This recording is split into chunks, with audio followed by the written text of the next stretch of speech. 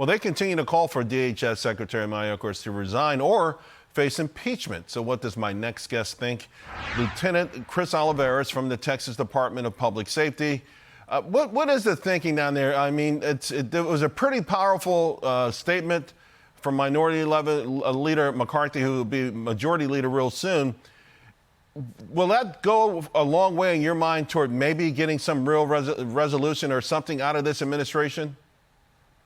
Well, that's what we're hoping for, Charles, and also speaking with Border Patrol agents in the field, that's what they're hoping for as well. But there needs to be accountability as far as why the federal government has allowed this crisis to get out of hand.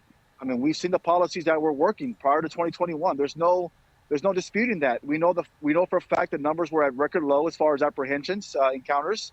As far as arrest and enforcement action was at an all-time high because agents and ICE agents were able to do their job and actually enforce federal law, and that's by arresting some of these illegal immigrants that are coming across our borders. But that's not being done, and that's why we're seeing this mass migration taking place. We're seeing human smuggling that's at unprecedented levels right now, where these human smugglers and smuggling organizations in Mexico are involved in a multi-billion-dollar industry. It's a multi-criminal network that they're seeing right now. That's because of this whole situation on the border. But there needs to be accountability, and the question needs to be answered is, why are they allowing this to take place? Why aren't they following the policies that were working, as I mentioned, prior to 2021? Because it did stem the flow of mass migration. And ironically, that's one of the crux of the issue for Kevin McCarthy that he brought up in that press conference is that the administration, particularly the head of DHS, continues to tell the public everything is either A-OK, there's not a crisis, or B, if there's anything wrong with it, it was from the prior administration. But you're saying things were going much better then. And what I'm wondering is, when folks who are thinking about illegally entering this country, when they hear from the administration downplaying all of this, is that seen to them as a red carpet? Come on in, we're not going to say anything, we're going to look the other way, we're going to downplay all of it.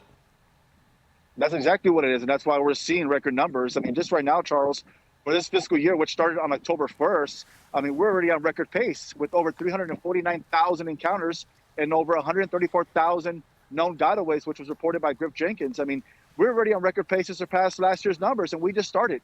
So it is essentially a red carpet, a welcome red carpet to these immigrants that are coming across, and that's why they continue coming. I mean, we're not seeing any consequences. We hear about consequences, but yet nothing's being done. There's no strategies in place to stem the flow of mass migration. And we know for a fact that the border is not secured because we see it firsthand. I've been out here all this week, during the Thanksgiving break with our troopers, with our Border Patrol agents, seeing firsthand what they're dealing with, having to chase down these illegal immigrants that are avoiding capture, involved in high-speed chases with human smugglers. I mean, it's a never-ending situation right now these agents and our troopers are having to deal with, and it all stems from the fact that there's no policies in place to stop this flow of mass migration, and something needs to be done because right now this is unacceptable, and it's not going to be sustainable any much longer. Yeah, I was just reading a story from just exactly a week ago of a New Yorker who took you guys on a high-speed chase, ended up having 4 illegal immigrants on board. What about 2.3 million? It's a hard number to comprehend. I mean, any country would say this is a problem. It's just, you got to control your borders. But what happens when Title 42 goes away? I mean, I'm hearing it's going to get exponentially worse. Well, it is. I mean, right now, daily average that we're seeing is 8,000 a day daily encounters on our southern border. So you can just kind of put that in perspective, with Title 4, that's with Title 42 in place. So once Title 42 is gone, I mean, we can expect anywhere from double to triple the numbers that we're seeing on a daily basis. And with that, and we're not just talking about those that are surrendering to law enforcement that are seeking asylum. We're also including those that are trying to avoid capture. We're going to see an increase in those illegal immigrants that are trying to avoid capture and circumvent checkpoints, and also with human smuggling. So it's going to be a consistent situation, Charles, that's going to be out of control.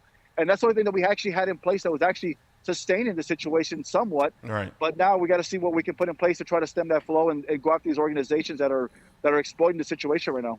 Let me ask you also about Texas Governor Greg Abbott sending armored transport vehicles to the border this week after, of course, declaring that there's an invasion going on.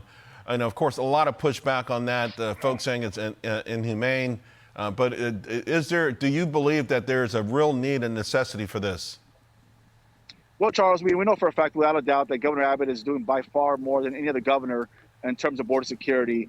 And the fact that we're deploying an additional, armored vehicles to the border, it is essential. It is needed. These vehicles are a deterrent. I mean, they act as a deterrent from these criminal organizations because when they see National Guard on the border, they see armored vehicles. Those runners, the ones that we talk about, the gotaways, they're not going to cross in those areas.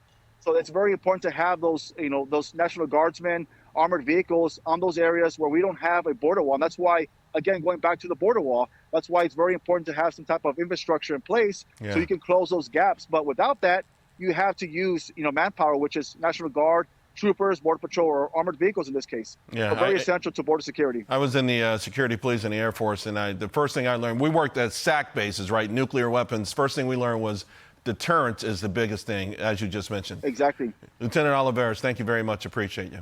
Hey, Sean Hannity here. Hey, click here to subscribe to Fox News YouTube page and catch our hottest interviews and most compelling analysis. You will not get it anywhere else.